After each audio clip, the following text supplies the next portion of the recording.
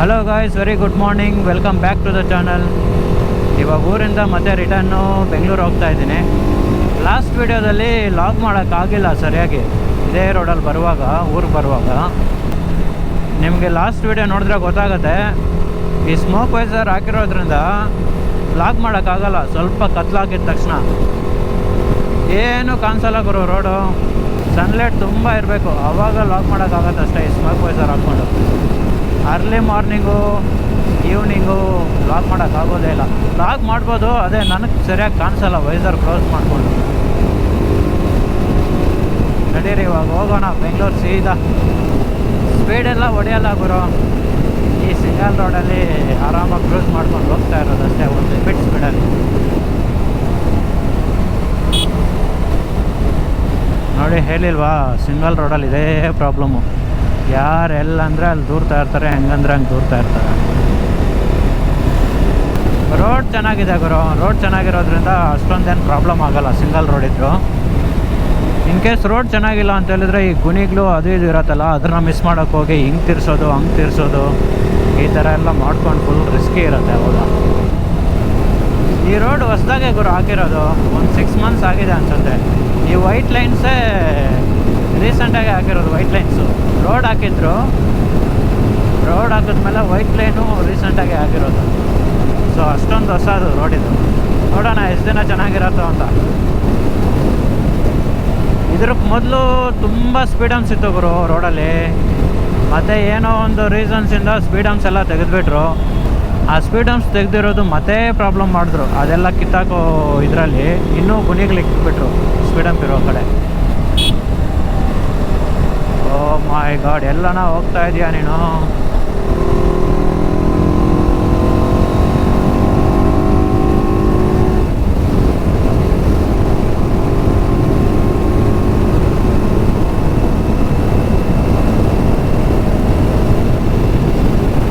So ಇದೇ problem ಇಂಥ single ರೋಡಲ್ಲಿ.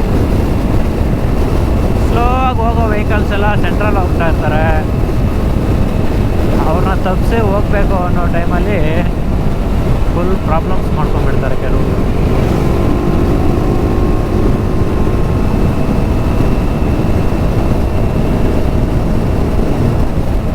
ನೋಡಿ ತಾತ ಹೆಂಗೆ ಮಾಡ್ತಾನ. ಆ ಸೈಡಿಂದ ಬಂದವರು ಇಲ್ಲೇ ಇರಬೇಕು, ಸೊ ಆ ಸೈಡಿಂದ ಈ ಸೈಡ್ ಡೈರೆಕ್ಟ್ ಹೊಟ್ಟೋಗ್ತಾರೆ, ಗೊತ್ತಾಗಲ್ಲ ಪಾಪ ಕೆಲವ್ರಿಗೆ.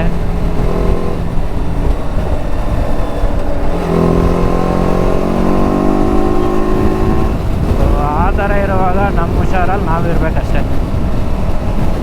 ಕರೆಂಟ್ಲಿ ಸ್ಪೋರ್ಟ್ಸ್ ಮಾಡಲ್ ಇದೆ ಗಾಡಿ, ಸ್ಪೋರ್ಟ್ಸ್ ಮಾಡೇ ಬೇಜಾನಾಯಿತು. ಅರ್ಬನಲ್ಲಿ ಓಡ್ಸೋಕ್ಕಾಗಲ್ಲ ಅವರು ಹೈವೇಲಿ. 4500 ಕಿಲೋಮೀಟ್ರಿಗೆ ಪವರ್ ಕಟ್ ಆಗಿಬಿಡುತ್ತೆ. ಸೊ ಆ ಸ್ಪೀಡೆಲ್ಲ ಹೈವೇಗೆ ಸೂಟ್ ಆಗೋಲ್ಲ. ಅಗೈನ್ ಟ್ರ್ಯಾಕ್ ಮೋಡು ನೆಸಸರಿ ಇಲ್ಲ, ಓಡಿಸ್ಬೋದು, ಬಟ್ ಸ್ಪೋರ್ಟ್ಸ್ ಮೋಡ್ ಬೇಜಾನಾಗೋಗುತ್ತೆ. ಬನ್ನಿ ನಿಮಗೆ ವರ್ಲ್ಡ್ ಫೇಮಸ್ ಟೋಲ್ ಗೇಟ್ ನೋಡಿಸ್ತೀನಿ. ಇಂಥ ಟೋಲ್ ಗೇಟ್ ನಾನು ಎಲ್ಲೂ ನೋಡಿಲ್ಲ ಗುರು. ಅದರಲ್ಲಿ ಟೋಲ್ ಗೇಟಲ್ಲಿ ರೇಟ್ಸ್ ಕೂಡ ಅಷ್ಟೇ ತುಂಬ ಜಾಸ್ತಿ. ರೇಟ್ಸ್ ಜಾಸ್ತಿ ಇಕ್ಕಿದ್ರು ಕೂಡ ಟೋಲೇ ಸರಿಯಾಗಿ ಮೇಂಟೈನ್ ಮಾಡಿಲ್ಲ. ಇವಾಗೇನೋ ಕನ್ಸ್ಟ್ರಕ್ಷನ್ಗೆ ಹಾಕ್ಕೊಂಡು ರೆಡಿ ಮಾಡ್ತಾ ಇದ್ದಾರೆ. ಇಷ್ಟು ದಿನ ಎಷ್ಟು ಅದ್ಮಾನ ಇತ್ತು ಗೊತ್ತಾ ಇದು. ಸೂಪರ್ ಅಣ್ಣ ನೀನು.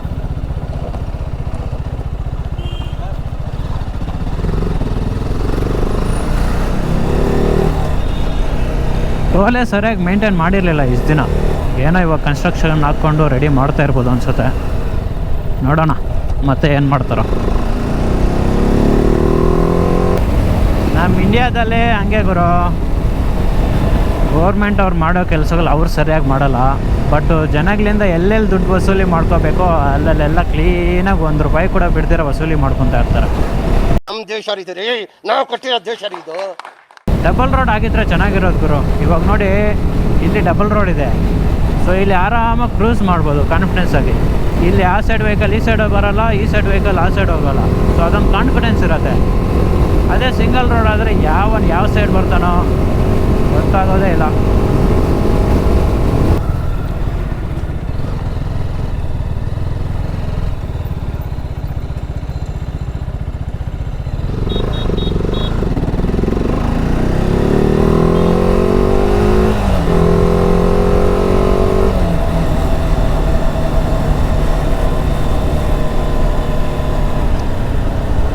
ಅಲ್ಲಿ ಟ್ರಾಫಿಕ್ ಎಕ್ಸ್ಪೆಕ್ಟ್ ಮಾಡಿದ್ದೆ, ಟ್ರಾಫಿಕ್ ಇಲ್ಲ. ಎಕ್ಸ್ಪೆಕ್ಟ್ ದ ಅನ್ಎಕ್ಸ್ಪೆಕ್ಟೆಡ್ ಅಂತಾರಲ್ಲ, ಆ ಥರ ಆಗಿದೆ.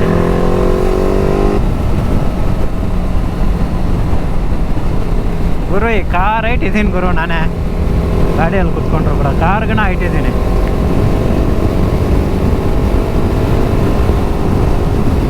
ಇದರಲ್ಲಿ ಇನ್ನೊಂದು ಅಡ್ವಾಂಟೇಜ್ ಏನು ಅಂತ ಹೇಳಿದ್ರೆ ಗ್ರೌಂಡ್ ಕ್ಲಿಯರೆನ್ಸು 180 mm ಕೊಟ್ಟಿದ್ದಾನೆ. ಸೊ ಅದರಿಂದ ತುಂಬ ಅಡ್ವಾಂಟೇಜ್ ಇದೆ.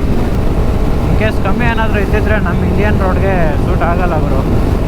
ಯಾಕಂದರೆ ನಾವು ಆಫ್ ರೋಡ್ ಅನ್ಕೊತೀವಿ, ಹೈವೇಯಲ್ಲಿ ಆಫ್ ರೋಡ್ ಇರುತ್ತೆ ನಮ್ಮ ಇಂಡಿಯಾ ರೋಡಲ್ಲಿ. ಇದು ಆ್ಯಕ್ಚುಲಿ ಚೆನ್ನಾಗಿರೋದು. ಸೊ ಗ್ರೌಂಡ್ ಕ್ಲಿಯರೆನ್ಸು ಅಡ್ವಾಂಟೇಜು ಚೆನ್ನಾಗಿದೆ ಇದರಲ್ಲಿ, ಆರಾಮಾಗಿ ಹೋಗ್ಬೋದು. ನಂದು ಅಲ್ಲೇ KTM ಇತ್ತಲ್ಲ, ಮೇ ಬಿ ಅದರಲ್ಲೂ 180 mm ಗ್ರೌಂಡ್ ಕ್ಲಿಯರೆನ್ಸ್ ಇತ್ತು ಅಂದ್ಕೊತೀನಿ, ಇದರಲ್ಲೂ 180 mm. ಸೊ ಅಷ್ಟೊಂದೇನು ಪ್ರಾಬ್ಲಮ್. ಸೊ ಈ ಥರ ಜನ ನೋಡೋದೇ ಇಲ್ಲ ಗುರು, ಹೆಂಗಂದ್ರೆ ಹಂಗೆ ದೂರ್ತಾ ಇರೋದೇ ಅವ್ರ ಪಾಟ್ಗವರು.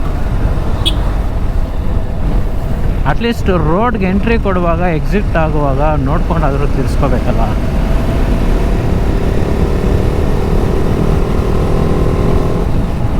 ನೋಡಿ ಯಜಮಾನ್ರು ಇಲ್ಲಿ ಫೋನ್ ಮಾತಾಡ್ಕೊಂಡು ಹೋಗ್ತಾ ಇದ್ದಾರೆ. ಏನು ಮಾಡೋಕ್ಕಾಗಲ್ಲ, ಎಲ್ಲರನ್ನೂ ಕರೆಕ್ಟ್ ಮಾಡ್ಕೊಂಡಿರೋಕ್ಕಾಗಲ್ಲ. ನಮ್ಮ ಹುಷಾರಲ್ಲಿ ನಾವು ಹೋಗ್ತಾ ಇರಬೇಕಷ್ಟೆ. ಕಂಪೇರ್ ಟು ಡೂಕ್ ಕಂಪೇರ್ ಮಾಡಿಕೊಂಡ್ರೆ ನನಗೆ ಹ್ಯಾಂಡ್ಲಿಂಗ್ ಸ್ವಲ್ಪ ಪ್ರಾಬ್ಲಮ್ ಆಗ್ತಾಯಿದೆ ಗುರು. ಅಂದರೆ ಹ್ಯಾಂಡಲ್ ಮಾಡೋಕ್ಕೆ ಪ್ರಾಬ್ಲಮ್ ಅಲ್ಲ, ಈ ಸಿಟ್ಟಿಂಗ್ ಪೋಸ್ಚರ್ ಏನಿದೆ, ಈ ಕೈಯೆಲ್ಲ ಸ್ವಲ್ಪ ನೋವಾಗ್ತಾಯಿದೆ. ಸ್ವಲ್ಪ ಇನ್ನೂ ಅದ್ರಿಗೆ ಯೂಸ್ ಟು ಆಗಬೇಕು. ಬೈಕ್ ಆಲ್ಮೋಸ್ಟ್ ಅಲ್ಲಿ ಸೆಟ್ ಆಗಿಬಿಟ್ಟಿದೆ ಗುರು. ಇವಾಗ ಮೇನ್ ಪ್ರಾಬ್ಲಮ್ ಏನಾಗಿದೆ ಅಂತ ಹೇಳಿದ್ರೆ, ನಾನು ಸ್ಪೋರ್ಟ್ಸ್ ಬೈಕ್ ಓಡಿಸಿರ್ಲಿಲ್ವಲ್ಲ ರೆಗ್ಯುಲರ್ ಆಗಿ ಮೊದಲು. ಇವಾಗ ಕಂಟಿನ್ಯೂಸ್ ಆಗಿ ಓಡಿಸ್ತಾ ಇರೋದಕ್ಕೆ ಈ ಪಾರ್ಟ್ ಏನಿದೆ ಇಲ್ಲಿ ಸ್ವಲ್ಪ ಪೇಯ್ನ್ ಸ್ಟಾರ್ಟ್ ಆಗುತ್ತೆ ಕಂಟಿನ್ಯೂಸ್ ಆಗಿ ಓಡಿಸ್ತಾ ಇದ್ದರೆ. ಯಾಕಂದರೆ ಬಾಡಿ ವೆಯ್ಟ್ ಎಲ್ಲ ಅದ್ರಿಗೆ ಹೋಗಿ ಬೀಳ್ತಾ ಇರುತ್ತಲ್ವ, ಅದು ಸ್ವಲ್ಪ ಯೂಸ್ ಟು ಆಗಬೇಕು. ಅದು ಸ್ವಲ್ಪ ಅಡ್ಜಸ್ಟ್ ಆಗಿಬಿಟ್ರೆ ಇನ್ನೇನು ತೊಂದರೆ ಇಲ್ಲ. ಹಳೇದು ಡೂಕು ಆರಾಮಾಗಿ ಹ್ಯಾಂಡಲ್ ಸ್ವಲ್ಪ ಮೇಲೆ ಇರ್ತಾಯಿತ್ತು, ಅಷ್ಟೊಂದೇನು ಪ್ರಾಬ್ಲಮ್ ಆಗ್ತಾ ಇರಲಿಲ್ಲ ರೈಡಿಂಗ್ಗೆ, ಆರಾಮಾಗಿ ಹೊಡಿಬೋದಾಗಿದೆ. ಇದರಲ್ಲೂ ಹೊಡಿಬೋದು, ಹೇಗೇನು ಸ್ವಲ್ಪ ಯೂಸ್ ಟು ಆಗಿಬಿಟ್ರೆ ಇನ್ನೂ ಬೆಟ್ರ್ ಆಗುತ್ತೆ. ಅದೊಂದು ಬಿಟ್ಟರೆ ಇನ್ನೇನು ಪ್ರಾಬ್ಲಮ್ ಇಲ್ಲ.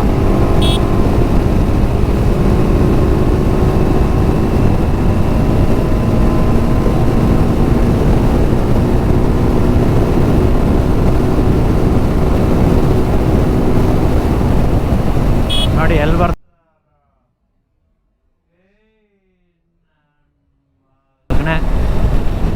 ಗಾಂಡು ನನ್ನ ಮಕ್ಕಳು. ಅದಕ್ಕೆ ಹೇಳೋದು, ನೀವು ಎಂಥ ರೈಡರ್ ಆಗಿದ್ರು ಕೂಡ ಸಿಂಗಲ್ ರೋಡ್ ಟೂ ರಿಸ್ಕಿ, ಹೈವೇನೇ ರಿಸ್ಕಿ ಅಂಥದ್ದು ಸಿಂಗಲ್ ರೋಡ್ ನಿಮಗೆ ಬಿಟ್ಟಿದ್ದದು. ನೋಡಿ ಇವನು ಎಲ್ಲ ಬರ್ತಾ ಇದ್ದಾನ ಕಾರವನು. ಏನು ಮಾಡೋಕ್ಕಾಗಲ್ಲ ಗುರು, ಓವರ್ಟೇಕ್ ಮಾಡಲೇಬೇಕು. ಸ್ವಲ್ಪ ನೋಡ್ಕೊಂಡು ಓಡಿಸ್ಕೊಂಡ್ರೆ ಬೆಟ್ರ್ ಅಷ್ಟೇ. ಎಲ್ಲಿ ಓವರ್ಟೇಕ್ ಮಾಡೋದು ಅನ್ನೋದು ಸ್ವಲ್ಪ ಐಡಿಯಾ ಇದ್ದರೆ ಏನು ತೊಂದರೆ ಆಗಲ್ಲ. ನಮ್ಮ KSRTC ಅನ್ನ ನೋಡಿ ಎಲ್ಲ ಹೋಗ್ತಾ ಇದ್ದಾನೆ. ಇದು ಅಶ್ವಮೇಧ ಗಾಡಿ ಸಖತ್ ಹೈಟ್ ಇದೆ ಗುರು.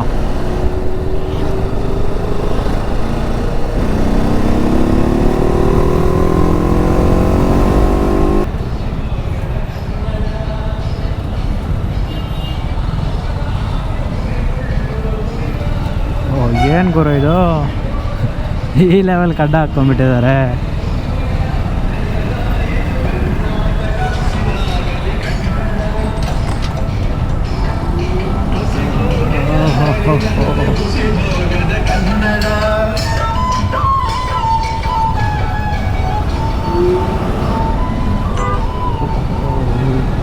ನಾಲ್ಕೈದು ಲಾರಿಗಳಿದೆ ಗುರು ಮುಂದೆ, ಅವೇ ಟ್ರಾಫಿಕ್ ಮಾಡಿರೋದಿಲ್ಲ.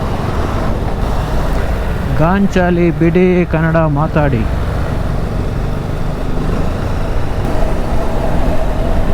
ಫಾರ್ಚುನರ್ UP ಗಾಡಿ.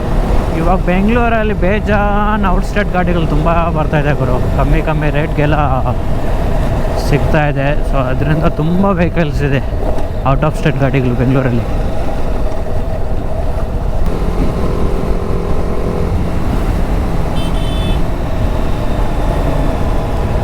ಲಾರಿಗಳೇನಪ್ಪ ಇವತ್ತು ಈ ರೇಂಜ್ಗಿದ್ದಾರೆ.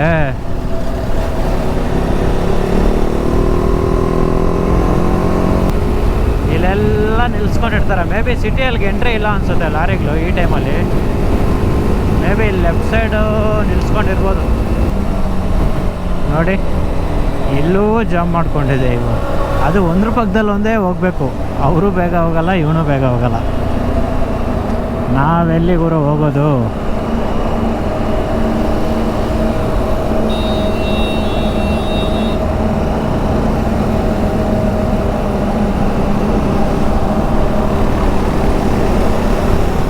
ಏನಾದರೂ ಕಾಂಪಿಟೇಷನ್ ಏನಾದರೂ ಇಟ್ಕೊಂಡಿದ್ದೀರಣ್ಣಪ್ಪ, ಇಬ್ಬರು ಒಂದೇ ಜೊತೆಯಲ್ಲಿ ಹೋಗ್ಬೇಕು ಅಂತ?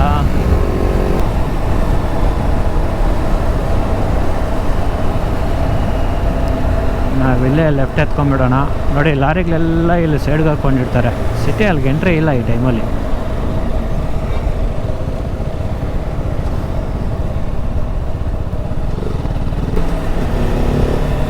ಓಕೆ ಗಾಯ್ಸ್, ಇನ್ನೇನು ಆಲ್ಮೋಸ್ಟ್ ಆಲ್ ಮನೆ ಬಂತು. ನಾವು ಸಿಗೋಣ ನೆಕ್ಸ್ಟ್ ವೀಡಿಯೋದಲ್ಲಿ. ಹೋಪ್ ಈ ವಿಡಿಯೋ ನಿಮ್ಗೆ ಇಷ್ಟ ಆಗಿದೆ ಅಂತ ಅಂದ್ಕೊಂಡಿದ್ದೀನಿ. ಇನ್ ಕೇಸ್ ಇಷ್ಟ ಆಗಿದ್ರೆ ಒಂದು ಲೈಕ್ ಮಾಡಿ. ನೀವು ಲೈಕ್ ಮಾಡೋದ್ರಿಂದ ನಿಮ್ಗೆ ಏನು ಲಾಸ್ ಆಗೋಲ್ಲ. ಲೈಕ್ ಮಾಡಿದ್ರೆ ನನಗೆ ಬೆನಿಫಿಟ್ ಆಗುತ್ತೆ. ಸೊ ಇನ್ ಕೇಸ್ ಇಷ್ಟ ಆಗಿದ್ರೆ ಲೈಕ್ ಮಾಡಿ. ಶೇರಿಂಗು ಮಾಡಲ್ಲ, ಮಾಡಬೇಕಂದ್ರೆ ಮಾಡಿ. ಓಕೆ. ನಾವು ಸಿಗೋಣ ನೆಕ್ಸ್ಟ್ ವೀಡಿಯೋದಲ್ಲಿ. ಅಂಟಿಲ್ ದೆನ್ ಟೇಕ್ ಕೇರ್, ಬಾಯ್ ಬಾಯ್.